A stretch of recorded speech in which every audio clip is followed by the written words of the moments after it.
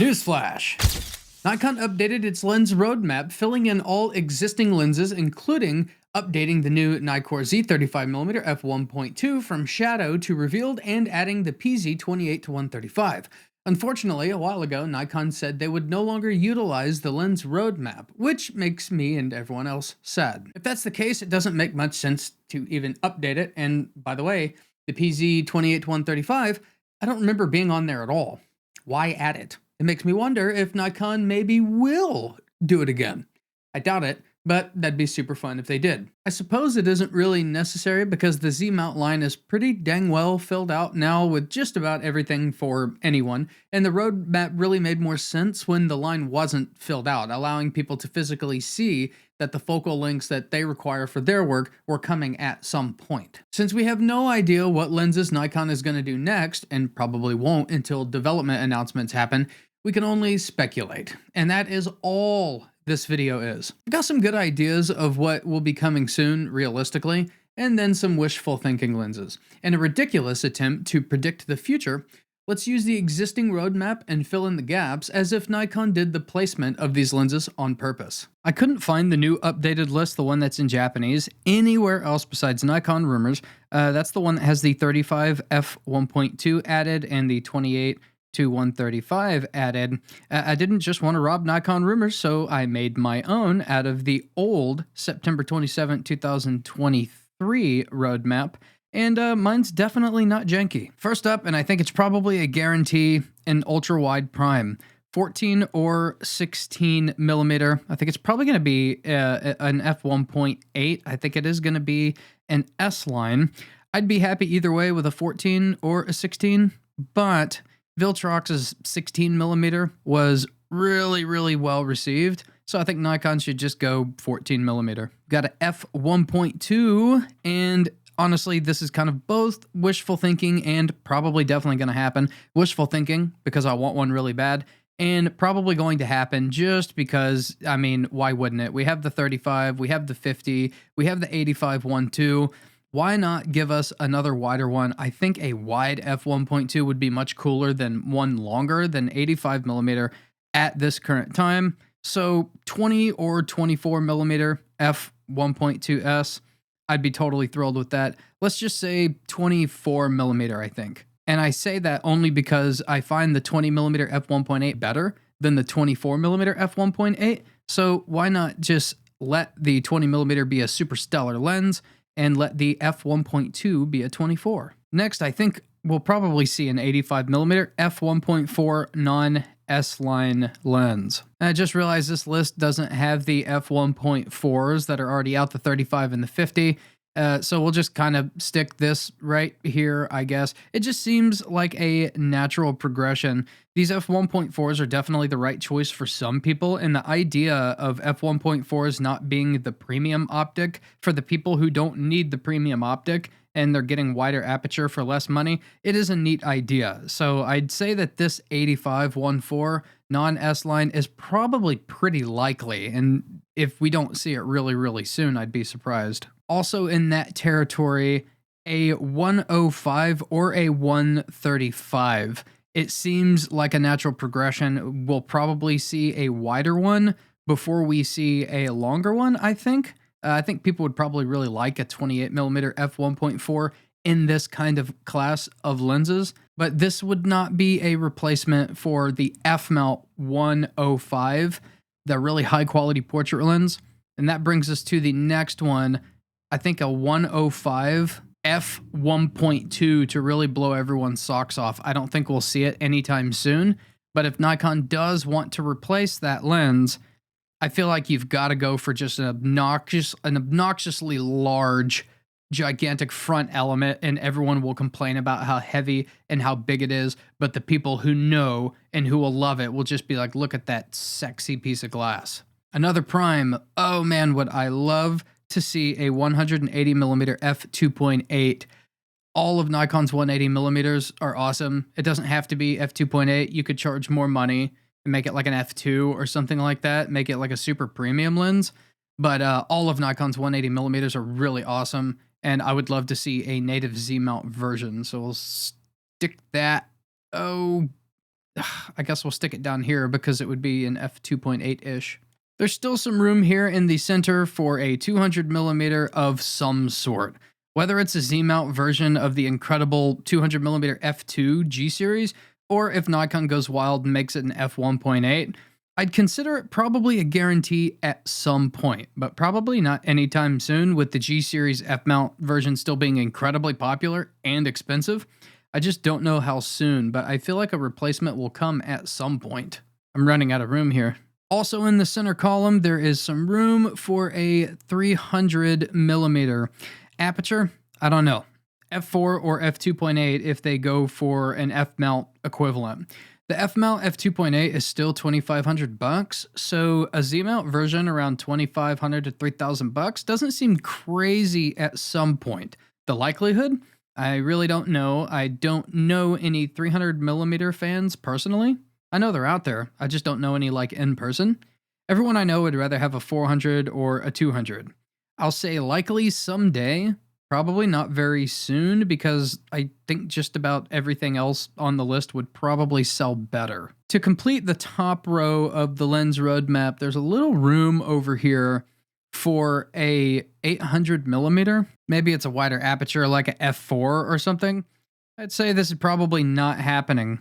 Wider aperture would be in that $10,000 range, and you know, I just don't think any small bird photographer is opting for that over the 800 f6.3. Although it would be wild if Nikon made an 800 with a TC. Reaching out there to 1600mm with the flick of a 2.0 TC switch is pretty gnarly. You know what? I'm gonna wild card this just because there's a lot of room over here. Something like a 35mm 0.95, wishful thinking, and like a 20mm 0.95. You would never be able to get anything in focus. God, I bet it would be so massive. A really wide-angled 20mm 0.95. God, it would be huge, and probably $14 million.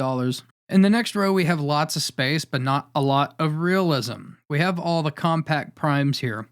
I don't really see a lot here besides a 50mm f2 pancake. I think it's probably a sure thing someday, but we really don't need another 50mm anytime soon. The only way this works is if it's dirt cheap, like the 40 and the 28mm f2s.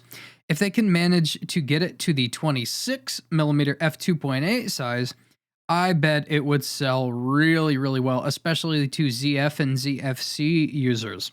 Other than that, for some wishful thinking, although I wouldn't buy it, if there was an itty bitty 85mm compact kind of prime lens, I don't know, like a f2 or even f2.8, I don't really care, that would be pretty cool again for the ZF and the ZFC shooters that don't have a grip on their camera. Moving down to the macro lens category that I'm going to call specialty category. First, where can we go with macro? There is room on this side over here for a wider angle macro lens, which I'm not a wide macro user, but Canon has a 24mm micro, so why not? I don't think we'll actually see that though.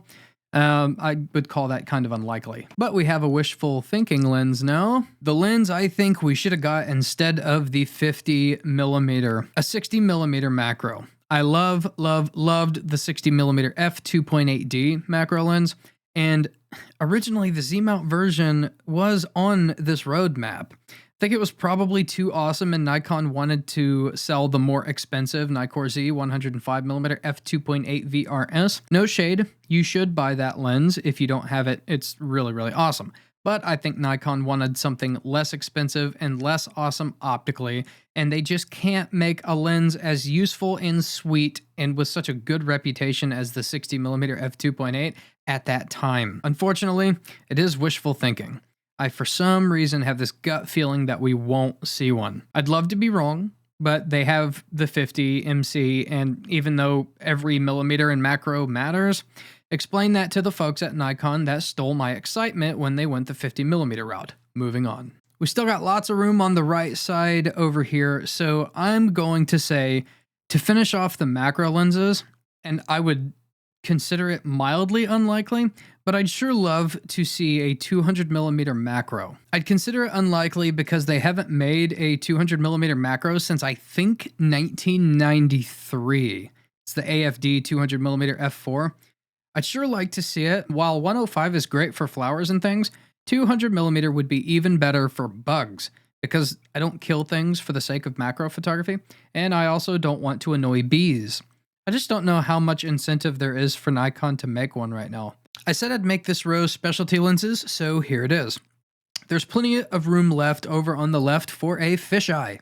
I never use them, but they are fun to mix things up, that's all. On the right side, I guess even though it doesn't fit in the focal range, but some tilt shift lenses. I'm going to throw 2 up here because I think there's room for 2. I have 0 use for tilt shift lenses, it's just not what I do, but some people do, and those people's use case range from necessary to I think they're just fun. As far as focal length, let's throw a 19mm over here. I think we got room. That's straight from the F mount. And then over here, we'll do like the 85mm, which is from the F mount. And the comments can fill in or change that because tilt shift lenses are just not my bag. I can't recall ever even touching one. So help us out in the comments with what you want to see in tilt shift. Down to the final row, the zooms. And this is kind of hard because I'm a prime guy and I don't know how to fill in these spots. For certain, I didn't like how Canon and Sony beat Nikon to f2 mid-range zooms, and now Sigma has beat everyone to f1.8 mid-range zooms.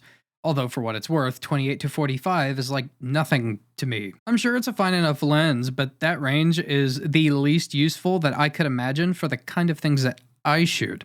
It's neither wide enough or long enough for me to be interested. I imagine that at some point, it's probably a guaranteed that we'll get a mid-range zoom from Nikon. Probably guaranteed it's a 24 to 70 or something in that ballpark, f2. So we'll stick that right. We'll stick it there. Boy, this is getting messy. To redeem themselves, and it's probably not likely anytime soon, but wishful thinking still, they can beat everyone to a full trinity of f2 zooms in full frame. And we'll fill that in as such.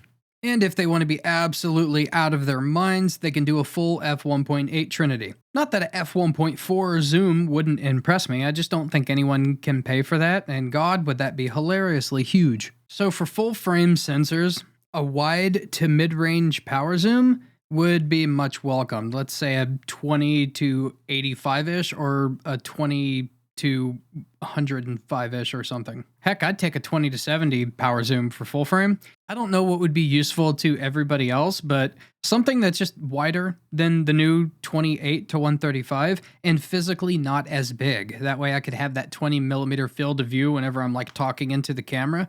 That'd be pretty dang sweet. That would come in real handy for my YouTube channel and probably a lot of other people's YouTube channels. Today, I'd actually say it's pretty likely to happen at some point as the relationship between Nikon and Red with Nikon's acquisition starts to blossom. The 28 to 135 is the smart product to produce for now. It's much more useful, and I imagine if it does well, we'll probably see a lot of cool things kind of in this ballpark. Forgive me for not knowing what else to put in here. There's a lot of room left, I suppose, but I may have to ask for the comment section's wisdom on what zoom lenses they would like to see, and what do you think is actually realistic or wishful thinking. That concludes this goofy task. I'm going to come back and visit this video in about a year, and then maybe the year after, and just see how wrong I was. I'm Z-Wade, the Z-Wade, and Z-Wade Photo. Stay sharp, YouTube.